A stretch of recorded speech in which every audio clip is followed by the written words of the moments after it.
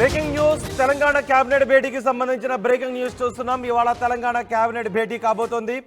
మధ్యాహ్నం 3 గంటలకు ముఖ్యమంత్రి రేవంత్ రెడ్డి అధ్యక్షతన మంత్రిమండలి సమావేశం జరగబోతోంది. షరతులతో కూడిన అనుమతిని ఈసీ ఇచ్చింది. నిజానికి శనివారమే కేబినెట్ భేటీ కావాలని నిర్ణయించినప్పటికీ ఎన్నికల కోడ్తో ఈసీ నుంచి అనుమతి రాకపోవడంతో ఈ రోజుకి వాయిదా పడింది. నిన్న షరతులతో కూడిన అనుమతి రావడంతో ఈరోజు 3 గంటలకు కేబినెట్ భేటీ అవుతోంది.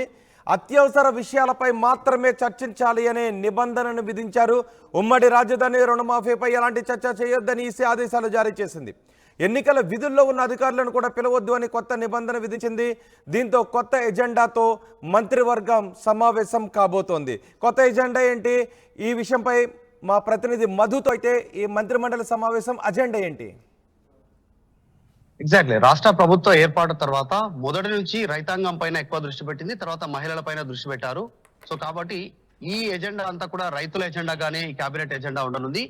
ఎందుకంటే రైతు రుణమాఫీకి సంబంధించినటువంటి అంశం పైన ఈసీ నిర్ణయం తీసుకోవద్దు, దానిపై ఎలాంటి చర్చ ఉండొద్దు కేబినెట్ అనేటువంటి నిబంధన విధించడంతో మళ్ళీ ఒక రైతు సమస్యనే ఎజెండాగా ఎత్తుకోవడం జరిగింది. పంట నష్టపోయిన రైతాంగాన్ని ఆదుకునేలా వారందరికీ అండగా నిలబడడానికి ఈ కేబినెట్ లో ప్రధానంగా చర్చించేటువంటి అవకాశం ఉంది. ఈ ఎజెండాగానే కేబినెట్ పెద్ద ఎత్తున చర్చకు తావిస్తుంది. దాంతో పాటు ప్రొక్యూర్మెంట్ కి సంబంధించి ఇప్పటికే ఆల్రెడీ ప్రాసెస్ ఉంది కాబట్టి ప్రాసెస్ దాని గురించి కూడా వరి ధాన్యం కావచ్చు, తడిసిన ధాన్యాన్ని కావచ్చు, అన్నిటినీ కూడా 100కు 100% పూర్తిగా ఖరీదు చేయాలి, ప్రభుత్వమే ఖరీదు చేసి రైతుకు అండగా నిలవాలి అనేటువంటి రాష్ట్ర ప్రభుత్వం గతంలోనే నిర్ణయం తీసుకుంది. అది కూడా దీనిపైన చర్చించే అవకాశం ఉంది. మేడిగడ్డ సుందిల్లా బ్యారేజ్ కి సంబంధించినటువంటి అయితే మధ్యంతర ఉత్తర్వు ఇచ్చిందో నేషనల్ డ్యామ్ సేఫ్టీ అథారిటీ, దానిపైన కూడా కేబినెట్ లో చర్చించేటువంటి అవకాశం ఉంది.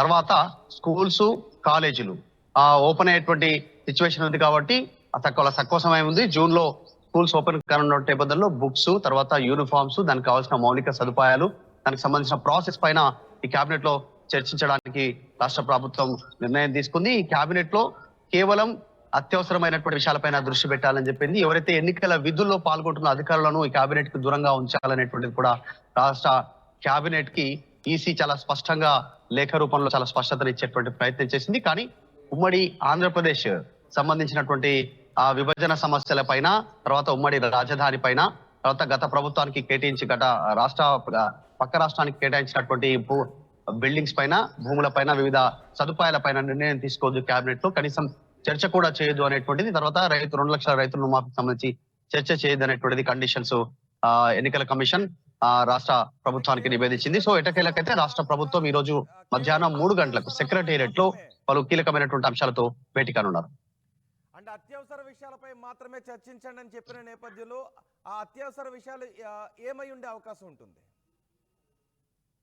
ఎగ్జాక్ట్లీ అంటే ఇప్పటికిప్పుడు నిన్న మొన్న జరిగినటువంటి వర్షాభావ పరిస్థితుల వల్ల నష్టపోయినటువంటి రైతులకు సంబంధించినటువంటి వాటిపైన రాష్ట్ర ప్రభుత్వం దృష్టి పెట్టేటువంటి అవకాశం ఉంది. అది అత్యవసరమైనటువంటి పరిస్థితి. ఎందుకంటే పంట నష్టపోయినటువంటి రైతులను ఆదుకోవాలి అనేటువంటిది రాష్ట్ర ప్రభుత్వ నిర్ణయంగా కనిపిస్తా ఉంది. ఈ కేబినెట్ లో ప్రధాన ఎజెండాగా కొనసాగే అవకాశం ఉంది. రోహిత్,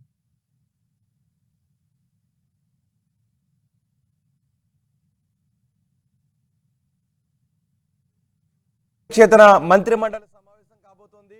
శనివారమే కేబినెట్ భేటీ కావాలి అని అనుకున్నప్పటికీ ఎన్నికల కోడ్ ఉల్లంఘన అవుతుంది అని ఎన్నికల కమిషన్ అనుమతి ఇవ్వకపోవడంతో శనివారం భేటీ కాలేదు. అయితే నిన్న షరతులతో కూడిన అనుమతిని ఇవ్వడంతో ఈరోజు కేబినెట్ భేటీ కాబోతోంది.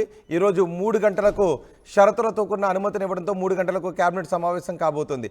అయితే ఉమ్మడి రాజధాని రుణమాఫీపై ఎలాంటి చర్చలు చేయొద్దు అని ఎన్నికల సంఘం చాలా స్పష్టంగా చెప్పింది. దీంతో కొత్త ఎజెండాతో ఈరోజు 3 గంటలకు మంత్రివర్గం సమావేశం కాబోతోంది.